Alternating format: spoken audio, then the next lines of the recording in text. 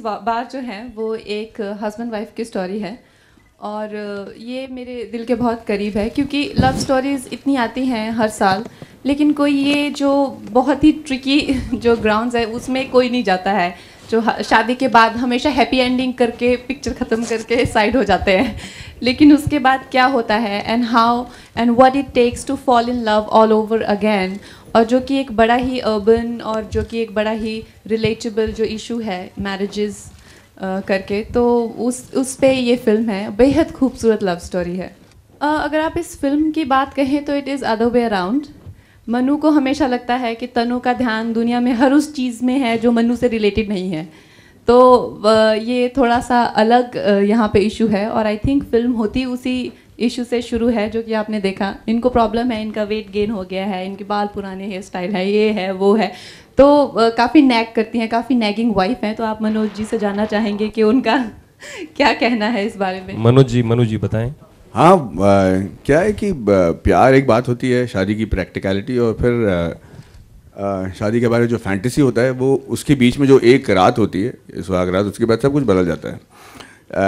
और ऐसे ही हुआ इसके साथ भी। All the dreams and the promises of marriage, as all you married people know, it changes dramatically. तो ये जो बेचारे जिस उम्मीद से इन्होंने शायद शादी की थी, और उनको लगा था कि ये नादान सी जो लड़की है जो पलंग पे सोई है, जिनके अब गाल में ये चुम्मा दे देते हैं, इनके साथ इनका जो लाइफ रहेगा वो थोड़ी बहुत एक्साइटिंग अच्छा रहेगा, वहाँ पे थोड़ी बहुत के बदले में जानलेवा एक्साइटिंग हो जाती है। That's the only difference.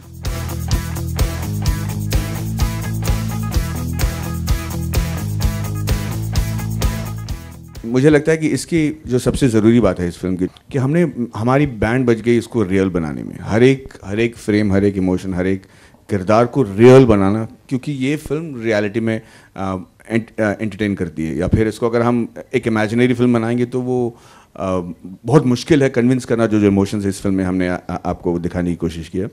तो वी एक्चुअली डाइड, एंड इसीलिए जो है हम प्रमोशन में भी आप देख रहे हैं कि हम तनु वनु बन के नहीं आ रहे, हम मैडी और कंगना बन के आ रहे हैं, because we want to keep it as real as possible.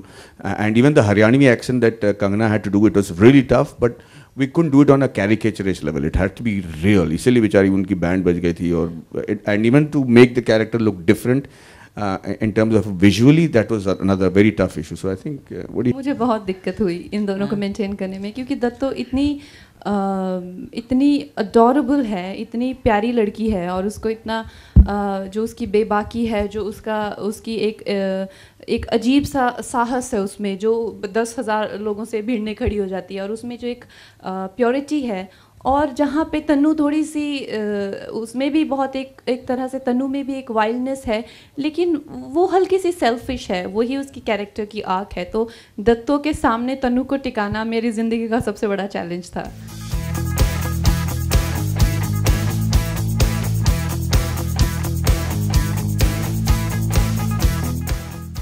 Hypothetically, if there is a situation that your partner has a tattoo of an ex-lover, do you think that they should accept?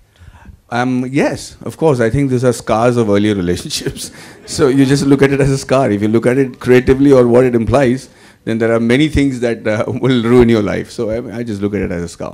Well, I have one. I don't like it anymore. So probably the other person also, if maybe. Again, the thing is that how well you know each other, that's what matters, और अगर आप tattoo मिटा देते हैं तो उससे ये तो नहीं हो सकता आप पास्ट चेंज कर सकते हैं, और करना भी क्यों चाहेंगे। I mean, आप उनको इसलिए प्यार करते हैं क्योंकि जो वो हैं, और वो हैं अपने पास्ट की वजह से हैं। तो मुझे पर्सनली ऐसे कभी टैटू से या किसी और चीज़ से कभी, ये तो बहुत ही छोटे छोटे इश्यूज़ हैं।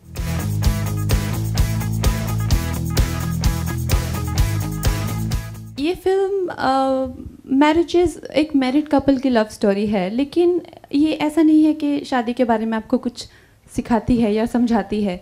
ये एक लव स्टोरी ही है, बहुत ही प्यारी प्रेम कहानी है, और चाहे वो शुरू में डिवोर्स ले रहे हों, हमें नहीं पता उनका डिवोर्स हो जाता है क्या नहीं होता है, बट जो एक यूनिवर्सल थीम है, लव कॉन्कर्स ऑल, वो कैसे they test their bond severely, और लेकिन कैसे they are in the end made for each other, वही इस कहानी की खूबसूरती है।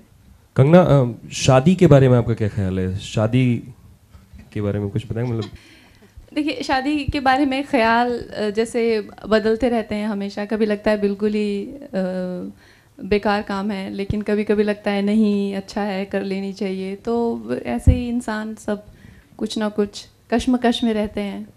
से आई एम 28, तो maybe working girls, I think before 35 we should not marry. Ranbir is one person who I really admire for his work, and I think उन्होंने queen को सबसे पहले वो थे, उन्होंने बहुत सपोर्ट किया, और वो मेरे साथ काम करना चाहते हैं। ये मेरे लिए बहुत खुशी की बात है, तो मैं क्यों नहीं करूँगी। I would love to work with him, लेकिन मेरा रोल अच्छा होना चाहिए।